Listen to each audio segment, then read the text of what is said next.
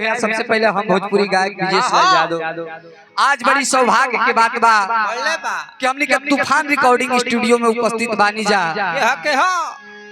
बगल में बैठल हमरे बहुत ही सुंदर कलाकार अजीत भैया बानी और वहाँ के बगल में बैठल हमनी के गर्जीवन तुल्य मिलन सर भी उपस्थित बानी और वहाँ के बगल में बैठल हमारे बड़ भाई गर्जीवन तुल्य सुनील यादव जी भी उपस्थित बानी। भैया हम चाहब कि मिलन सर उपस्थित बानी यहाँ के दया दृष्टि में हमनी के कुछ भी गाई ले सब बजाई ले सब जय हो तो हम चाहब कि यहाँ के टीचर बानी तो यहाँ के सामने हमनी के वही गीत गावे के चाहिए जब न से पूरा समाज पर अच्छा प्रभाव पड़े। बिल्कुल बिल्कुल केहू सुने तो कहे कि हाँ एगो शिक्षक एगो टीचर के सामने यह सब होखे के चाहिए। देखी भैया ए बेरा शिक्षा के बड़ा मार भइल बा। बिल्कुल हमरा जैसा लड़का एगो कहता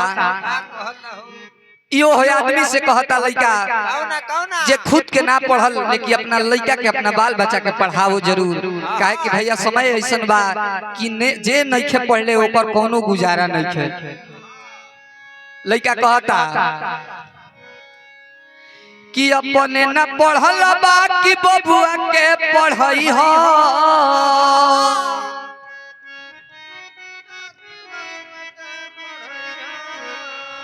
नून रोटी खा के भले जिंदगी बीतई हो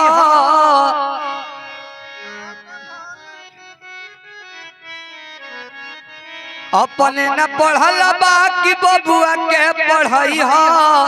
कि पढ़ी लिखी सीखी है जग में महान बा पढ़ लिख बबुआ अरे कलमिए में जान बा पढ़ लिख बबुआ कलमिए में जान बा पढ़ लिख बबुआ अपने न पढ़ल बा कि बबुआ के पढ़ई हो नून रोटी खा के भले जिंदगी बीतई हो कि पढ़ी लिखी सीखी है जग में महान बा पढ़ लिख बबुआ कलमिए में जान बा पढ़ लिख बबुआ कलमिए में जान बा पढ़ लिख बबुआ की है पढ़ैया बाबा साहेब जी कइले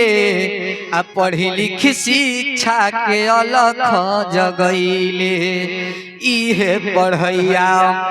वेदकर जी कइले आ घरे घरे शिक्षा के अलख जगवले।